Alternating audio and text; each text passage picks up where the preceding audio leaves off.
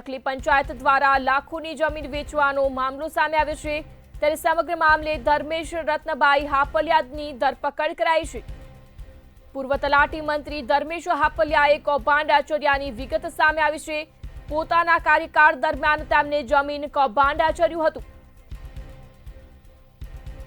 સરકારી જમીન વેચી ₹70 લાખનો આર્થિક લાભ મેળવ્યો હતો। ગોંડલમાં પોલીસમાં પૂર્વ તલાટી ધર્મેશ હાપલિયા સામે ગુનો નોંધાયો છે।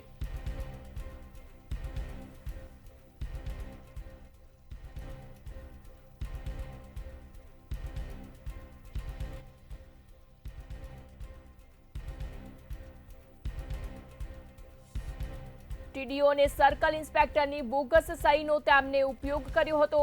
ત્યારે 16 જાન્યુઆરી 2021 થી 31 જુલાઈ 2024 સુધી ત્રાકુડામાં તે તલાટી હતો। કૌભાંડ માન્યની સંડોવણી છે કે નહીં તેને લઈને પણ પોલીસ દ્વારા તપાસ શરૂ કરવામાં આવી છે। સમાચાર રાજકોટથી, જ્યાં ગોંડલના ત્રાકુડા ગામમાં નકલી પંચાયતનો મામલો સામે આવ્યો છે। નકલી પંચાયત દ્વારા લાખોની જમીન વેચવાનો મામલો સામે આવ્યો। આ સમગ્ર મામલે ધર્મેશ રત્નબાઈ હાપલિયાની ધરપકડ કરાઈ છે। ફરિયાદી ભાવેશભાઈ અમૃતભાઈ ઉદેશી ભાટિયા, જે હાલના તલાટી ક્રમ મંત્રી ત્રાકુડા ખાતે ફરજ બજાવતા હોય, તેમને ગોંડલ તાલુકા પોલીસ સ્ટેશને આવી ફરિયાદ લખાવેલી કે જે તે સમયના તલાટી ક્રમ મંત્રી ધર્મેશભાઈ રત્નાભાઈ હાપલિયા રે રાજકોટ, જે તે વખતે ત્રાકુડા ખાતે તલાટી ક્રમ મંત્રીમાં ફરજ બજાવતા હતા।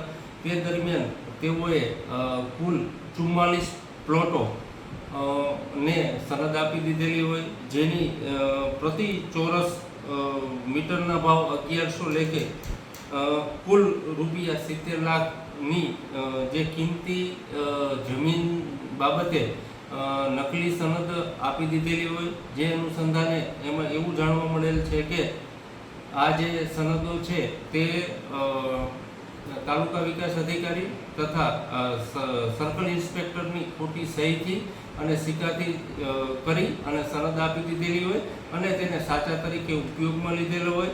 જે અનુસંધાને તાત્કાલિક ગોંડલ તાલુકા પોલીસ સ્ટેશન ખાતે આઈપીસી કલમ 468, 468, 471, લાંચ રૂશ્વત ધારા કલમ 7A, 13A તેમજ 13(2) મુજબની ફરિયાદ દાખલ કરવામાં આવેલી છે।